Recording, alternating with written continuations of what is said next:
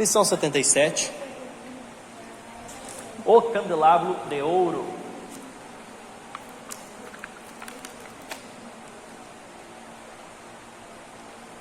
Gelado, hein?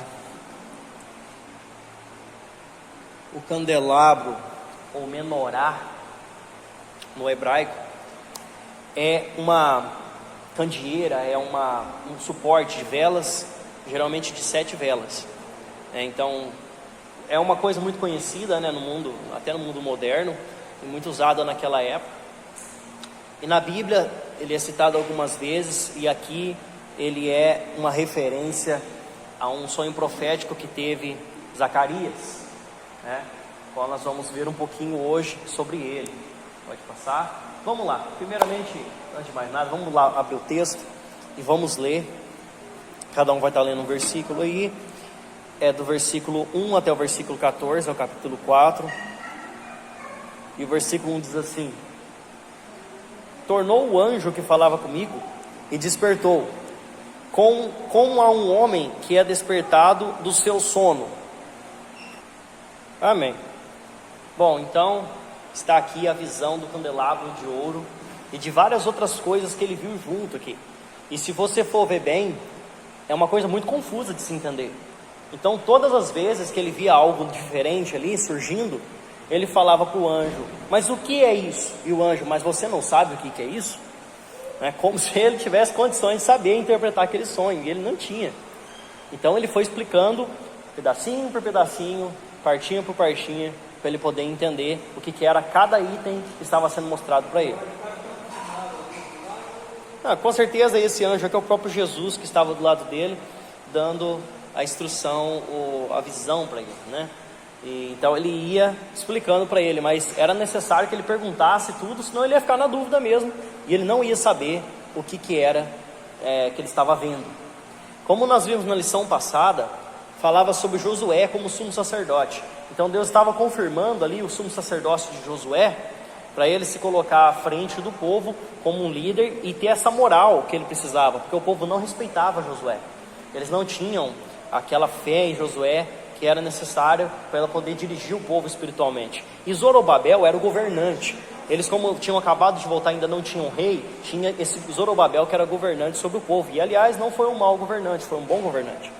E ele também precisava de Deus confirmando ali sobre a vida dele o título, né, de vamos falar assim, de governante sobre o povo.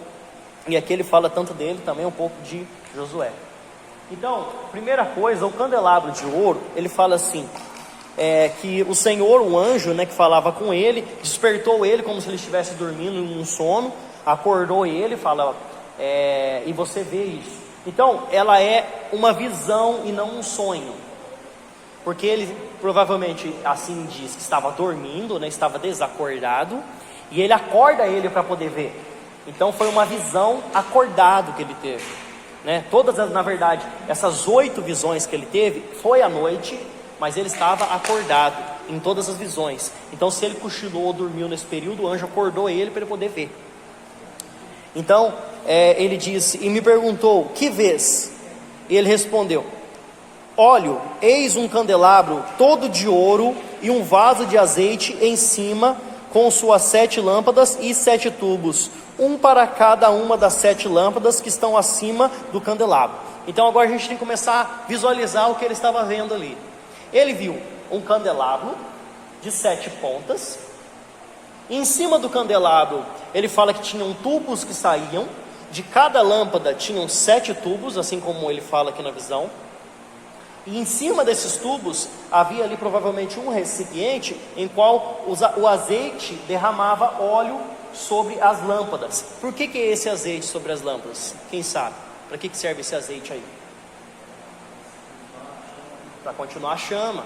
Por quê? Porque o candelabro, a lâmpada, a lamparina, ela é alimentada com algo inflamável, que no caso é o azeite, né? Então era um azeite para poder continuar o fogo não se apagar. Então começa a se esclarecer essa visão dele. São então 7 tubos, no suporte, né, o candelabro, com 7 tubos. Para cada uma das 7 lâmpadas são os 7 tubos. Então, ao todo, 49 tubos, certo? Embora alguns comentaristas acreditem que houvesse 2 para cada lâmpada. Isso aí é uma especulação que alguns comentaristas dizem. No caso, seria 14 e não 49. Mas pode passar, que isso não é tão importante. O versículo 3, ele diz assim: junto a este, 2 oliveiras, a uma direita do vaso e a outra à esquerda do vaso. Então, ele viu as coisas à parte. Primeiro ele viu o castiçal, depois ele viu as lâmpadas, os tubos saindo para cima, e em cima dessas lâmpadas, desses tubos, um jarro de azeite derramando azeite o tempo todo ali, para poder alimentar as lâmpadas, e o lado direito e o lado esquerdo, cada uma dos lados, uma oliveira de cada lado, e alimentavam o jarro com azeite, com a oliveira, né, com a oliva que produz o azeite, a azeitona, e dele derramava sobre a lâmpada que estava sobre o castiçal.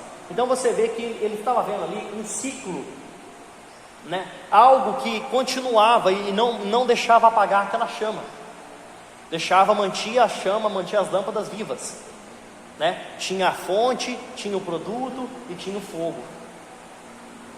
O versículo 14, ele fala que Zorobabel e Josué são essas 2 oliveiras. Então você vê lá no versículo 14, 13 e 14, né? Então ele me respondeu: não sabes o que é isso? Disse: não, meu senhor. Então ele disse: são os 2 ungidos que assistem junto ao Senhor de toda a terra. Então aqui ele declara que são os 2 levantados por Deus, que no caso ali era o sacerdote e o líder civil, né? O líder espiritual e o líder civil, que estavam na direção do povo. Então esses 2 alimentavam o jarro que alimentava o povo.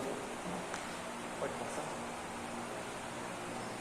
O povo de Israel, não só ele, mas principalmente o povo de Israel, sempre teve problema em acatar a ordem da autoridade dele. Moisés, quando foi levantado do povo do Egito, foi enviado por Deus. Aí eles chegaram e disseram: Moisés, né? Quem é você? Saiu da casa do Faraó, só vem dar ordem para nós agora, falar com Deus que nós nem conhecemos. Nem ele também conhecia. Ninguém conhece esse Deus que está falando que enviou. Como é que nós vamos atrás de você? Como é que nós vamos obedecer? Então, quando Moisés fez todas aquelas maravilhas, aqueles sinais, prodígios, no nome de Deus, eles não acreditaram nele. A princípio, eles queriam até matar Moisés quando ele, o Faraó, foi ajudar e atrapalhou, né? Os serviços deles, né? Então, sempre tiveram problema. E todos os profetas que levantavam, eles questionavam. Oséias, Amós, todos esses profetas. Principalmente Amós aí, né? Eles questionavam, né? Você é o cardeiro da roça, você nem é boiadeiro, você é do filho, você não é a minha cidade. Você é uma cidade pequenininha, do estado pequenininho, não é nem Jerusalém. Então, sempre eles questionavam. E você vê que um profeta que nem o Isaías, que foi um profeta que teve maior, vamos falar assim, uma moral maior, um cargo mais elevado, ele não falava com o povo, ele falava com o rei, né?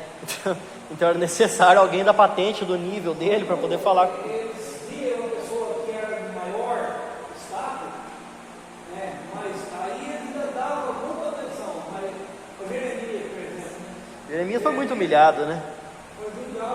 Ele foi jogado até num poço no final da vida dele lá. Então, depois de Israel, era sempre assim. Hoje, as igrejas hoje é muito jeito. As pessoas têm muita dificuldade em acatar as autoridades. Você viu o vídeo lá do pastor Fábio falando que tem que fazer um jeito aí, umas reuniões, para que esse povo se ajude novamente, porque cada um quer ser o seu próprio líder, né? Não é assim, o ministério não é isso. O ministério é uma liderança. Mas as igrejas não querem não partido. Desse jeito que é um, vira vários, né? O versículo 4 e 7, o que quer dizer isso? Então perguntei ao anjo que falava comigo: meu senhor, o que é isso? E respondeu o anjo que falava comigo: não sabes tu o que é isso? Respondi: não, meu senhor. Então ele tinha visto ali o candelabro, os tubos, as lâmpadas, tinha visto o azeite, tinha visto as duas oliveiras e não tinha entendido o que era isso. Ele só tinha visto até então. E o anjo começa a explicar para ele aquilo que significava. Respondeu meu anjo: não sabes o que é isso? Respondi: não, meu senhor. Prosseguiu ele e me disse: esta é a palavra do Senhor a Zorobabel. Então ele dá a primeira profecia, a primeira revelação para ele ali, ao líder civil, que era Zorobabel, o governante de Israel na época. Não por força, nem por poder, mas pelo meu espírito, diz o Senhor dos exércitos. Então, a questão aqui é que ali eles estavam reerguendo o templo. Eles tinham parado, né, como a gente bem sabe, o templo estava parado, e ele estava para reerguer o templo. Mas não era nem pela força e nem por poder que ele conseguiria, mas pelo Espírito. O que quer dizer isso para a vida dele? O que quer dizer isso para as nossas vidas? Zorobabel, ele estava num povo sem dinheiro, num povo explorado, pagava altos impostos para o Egito muitas vezes, né? Outros não tinham nem saído ainda da Babilônia. Eles estavam numa situação econômica complicada, com a terra toda destruída, o templo destruído, a cidade toda destruída, os muros abaixo. Então talvez Zorobabel quisesse ajuda de algum país que pudesse apoiar ele nessa construção. Talvez recorrer lá ao rei persa, lá, o Ciro, Dario, e falar para eles: olha, não temos condições de erguer o templo, nós precisamos erguer esse templo, porque assim é uma ordenança do Senhor para nós. Não, Zorobabel, não é por força, não é por poder, não é por ninguém que vai te ajudar, ou nem mesmo por vocês que vão se reerguer por si próprio, mas sim pelo Espírito de Deus que essas coisas vão acontecer, né? Quando nós tivemos, eu estava falando com o pastor Wagner, né? Quando nós estivemos lá com o pastor Wagner, eu falei para ele: pastor, mas quanto que custou para fazer um templo desse aqui? Porque nós conhecemos a igreja lá e eu não tinha visto tudo daquela igreja. E a parte tem 3 andares, né? Contando com a galeria, tem um terceiro andar e tem outro acima que eles não terminaram ainda. Ele falou para mim: olha, do jeito que está aqui hoje, nós gastamos 12 milhões de reais. E eu falei assim: meu Deus, como assim? 12 milhões de reais. E ele falou assim: e nós erguemos em 1 ano e meio. 1 ano e meio. Você vê quando não há corrupção e quando Deus está no negócio, não importa o valor, o negócio vai para frente. E ele ainda está continuando a reforma, tem que fazer outras coisas ainda, está inacabado ainda. Então é algo exorbitante, né? Mas por quê? Porque é pelo Espírito de Deus. Ninguém está sendo explorado ali, não está cobrando imposto, dízimo de ninguém, além daquilo que é o padrão bíblico, né? Aquilo que o povo ajuda na igreja é aquilo que está sendo usado para construir. Ele não aceitou dinheiro de ninguém de fora, não aceitou a propina de ninguém. Mas pela força do Espírito, a pessoa consegue fazer aquilo que Deus manda fazer. E é a mesma coisa desse templo. Eles não tinham recursos, eles não tinham dinheiro, e eles estavam todos acabados. Mas Deus fala para ele: ó, não é por força e nem pelo poder, mas pelo meu Espírito, que esse templo vai ser reerguido. Versículo 7. Quem és tu, ó grande monte? Diante de Zorobabel serás uma campina, porque ele colocará a pedra de remate em meio a aclamações, haja graça e graça para ela. Então, Josué, o líder religioso, fora purificado na visão anterior, como nós vimos na lição passada. Aqui Zorobabel, o líder civil, é encorajado por esta visão. O templo seria concluído pelo poder do Espírito Santo. Aqui ele fala, cada grande monte, né? Esse cada grande monte que ele fala são os obstáculos que impediam dele reerguer o templo, como acabei de falar aqui. As oposições que eles tinham do próprio povo, das outras lideranças, né? De outros países que estavam ali contra eles para reerguer o templo, né? Coisa do inimigo. E tudo isso ele fala: olha, isso aí não é nada, vai ser diante de você como uma campina, né? Algo plano, reto. Esse monte enorme vai ser como uma campina, não vai ser nada diante de você, você vai passar reto por ele, né? E ele fala da pedra de remate, né? Que fosse colocada. O povo rogaria a Deus que derramasse graça sobre o templo. Então, assim que ele fundasse esse templo, assim que ele voltasse a construir esse templo, não ia parar, mas o Senhor ia derramar graça sobre graça e ele ia terminar a construção do templo. Pode passar. Alguém abre lá em Esdras 3, vamos lá, 3 irmãos vão ler aí, o versículo 8, o 9 e o 10. Esdras 3, 8, 9 e 10, cada um vai lendo um aí.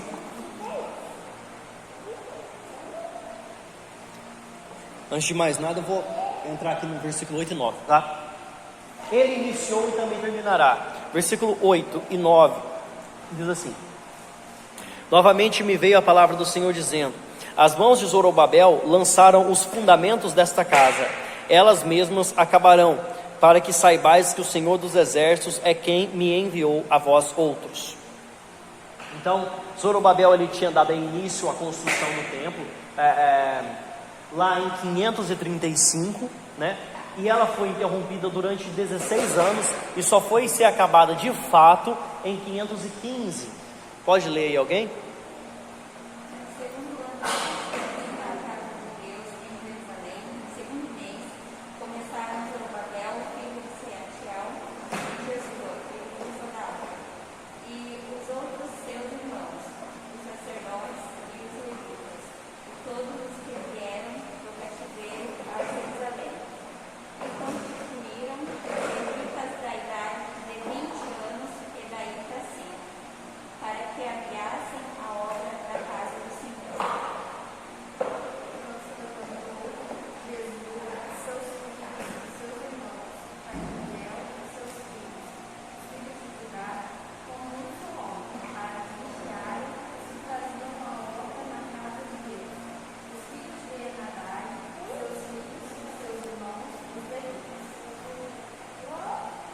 E o 10?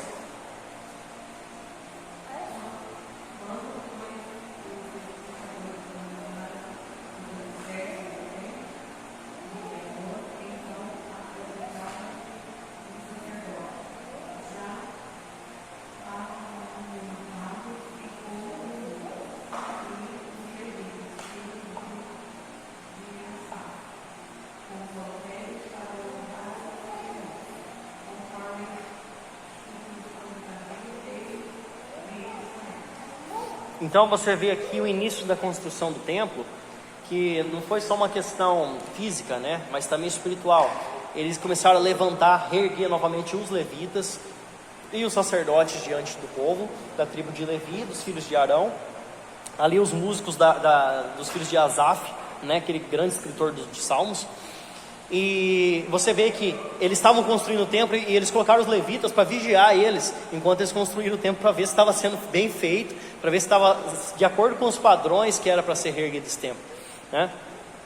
E fala que assim que foram feitos os alicerces do templo, foram chamados os sacerdotes, chamados também os filhos de Asaf, para poder cantar e entoar louvores. Eles lançaram esses fundamentos e a obra parou ali no alicerce, e não reergueram por 16 anos, até Deus ter que levantar vários profetas ali, que no caso nós vemos Zacarias, Ageu, né, falando naquela época ali, porque tem outros que são contemporâneos aqui também, para o povo reerguer, continuar a obra, porque era necessário e Deus estava cobrando. Então, pode passar.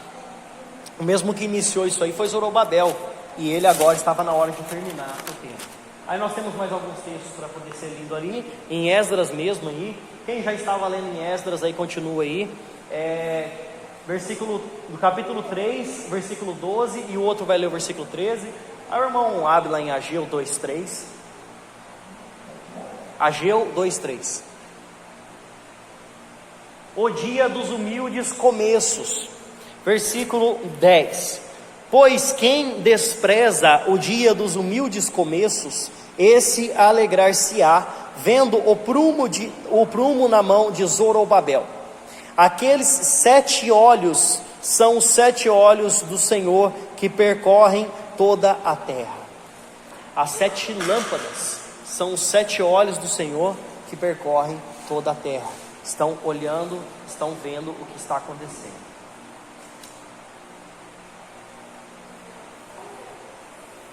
Uma referência de comparação desfavorável que alguns estavam fazendo Então, quando ele fala assim, o dia dos humildes começos, para quem despreza o dia dos humildes começos, o que eles estavam comparando aqui? Eu estava falando essa semana com ele sobre Salomão. Salomão foi o rei mais rico de Israel. Fala na Bíblia que não houve homem com maior riqueza e nem maior sabedoria do que Salomão na terra. Então ele foi um homem de destaque. Só que tem um detalhe muito importante que acontecia na época de Salomão ali. Deus não permitiu que houvesse uma guerra. Desta forma, ele só enriquecia e não perdia nenhum tesouro, porque ninguém entrava lá para poder invadir e levar despojos de guerra. E ele também não tinha que investir em guerra. Então o único investimento de Salomão foi na cidade, no templo, nas roupas, no gado, no plantio, foi no lugar. Ele não teve investimento de guerra, que é um investimento caro, mas foi um rei exemplar. E ele teve um templo exorbitante. Davi era louco para fazer aquele templo. Davi amava a Deus e queria fazer de todas as formas um templo para adorar a Deus, e queria tirar o povo das tendas, que ainda estavam no tabernáculo, não no templo. E ele fala para Davi: olha, Davi, eu não posso permitir que você faça esse templo, porque na sua mão está manchada de sangue, a sua espada, ela é sanguinária, não combina sangue com sacrifício. Por mais, que tem essa ligação, mas não era coisa para ele fazer. Ele era um homem de guerra, ele ia na frente da guerra, ele matava pessoas a sangue frio, ele estripava e arrancava as tripas das pessoas, Quando a gente fala assim, Davi era vitorioso, meus irmãos, o negócio era feio, era na unha ali mesmo, não era a 100, 150 metros de distância que matava a pessoa, não, era tolando a faca no peito do cara e vendo o homem morrer na tua frente, cara, era ruim. Entendeu? Então ele não era o homem adequado de Deus para fazer um templo santo para Deus. Ele é um homem ruim, um homem sanguinário, Ok, foi um povo muito abençoado naquela época, foi um homem libertador, o melhor rei de Israel, até hoje. Mas não era para ele fazer. Então ele comprou tudo. Ele comprou as madeiras, ele preparou o ouro, ele deixou os artífices preparados, ele comprou tudo que precisava para fazer o templo e deixou tudo mastigado para Salomão. Salomão veio e fez o templo. O templo de Salomão era inteirinho revestido de ouro. Ele tinha a arca da aliança, ele tinha todas as coisas, o negócio brilhava de longe. Tudo era muito bonito, os talheres, os utensílios, tudo feito de ouro, de bronze, de prata, de cobre, tudo coisa cara. E eles queriam comparar a época de Salomão, que não teve nenhuma guerra, com a época de Zorobabel. O coitado do Zorobabel estava voltando com pouco mais de 50 mil da Babilônia. O povo tudo disperso, nem sabia onde estava o povo. Chega numa cidade destruída, tudo quebrado, as casas destruídas, o templo destruído, as muralhas destruídas. O povo estava reerguendo a cidade, construindo, não tinha dinheiro, não tinha ouro, não tinha prata, não tinha nada. E eles começaram a erguer os alicerces aqui, como vocês acabaram de ver, e não queria nem terminar a obra, pararam a obra. Ele pagou o povo servidor para construir. Agora ele e o povo dele, gente não era nessa área. Nada, não tinha nada direito, não tinha soldado, não tinha levita. Eles tiveram que erguer levita nessa época. Estava tudo muito bagunçado, estava tudo no começo ali. E o povo que queria comparar o templo de Salomão com o templo de Zorobabel, não tem nem cabimento um negócio desse. É a mesma coisa de você querer comparar a Casa Branca com a tua casa. Como é que você vai comparar uma coisa dessa, meu irmão? Não tem condições. Não dá para comparar lá o templo lá do Edir Macedo, lá, a réplica do templo de Salomão lá, que é 20 mil vezes maior que o templo de Salomão. Não dá para comparar um templo dele com uma igrejinha local aqui. Não tem condições. Exatamente. Só que tem uma coisa, tem um detalhe. O Deus é o mesmo Deus. O que estava lá no templo de Salomão, rico e enorme, maravilhoso, era o mesmo Deus que estava mandando erguer esse templo. E ele estava contente que ele e o povo estavam erguendo o templo. Ele não importava com isso. mas o povo estava comparando. Então ele fala: aquele que despreza o dia dos humildes começos, esse alegrar-se-á vendo o prumo na mão de Zorobabel. Aqueles 7 olhos são os 7 olhos do Senhor que percorrem toda a terra. Então, meus amados, ele começou esse templo modesto e ele ia terminar ele. Então, uma referência, a comparação desfavorável que alguns estavam fazendo entre o glorioso templo de Salomão e o edifício mais modesto construído por Zorobabel. Os textos aí, vamos lá, Esdras 3:12.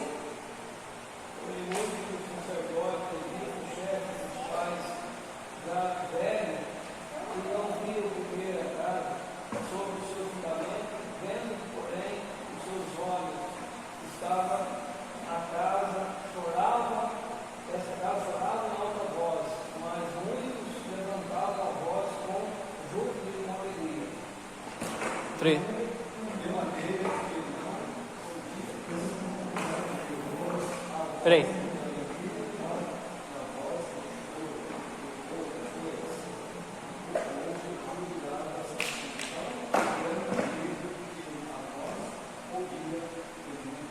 Olha só. Então, fala que um pessoal mais antigo lá, os septuagenários, povo de 70, 80 anos de idade, eles tinham visto o templo de Salomão. Ah, mas peraí, eles viveram na época de Salomão? Não, eles não viveram na época de Salomão. O mesmo templo de Salomão, ele ainda estava de pé naquela época. Aí quando a Babilônia invadiu, destruiu tudo, você entendeu? Então, tinha alguns mais velhos que tinham sobrevivido ao cativeiro e voltado para a terra de Israel naquela época, que tinham visto o templo anterior. E o templo era muito bonito. E aí fala ali que eles começaram a chorar muito alto, né? Fala que eles começaram a chorar tão alto, e outras pessoas que estavam vendo o templo ser reerguido se comoveram tanto com a alegria de o templo estar reerguido, que eles clamavam. E fala na Bíblia ali que não sabia o que era choro e o que era júbilo, de tão alto que estava o clangor naquele momento, né? Uns choravam e outros se alegravam. Então por isso que ele fala: olha, aqueles que desprezam o humilde começo de Zorobabel, ele vai se alegrar ao ver o prumo na mão dele, vai se alegrar na hora que ele estiver erguendo as paredes, na hora que ele estiver terminando, na hora que estiver pronta a casa de Deus. E Ageu 2:3, agora pode ler? Ageu 2:3.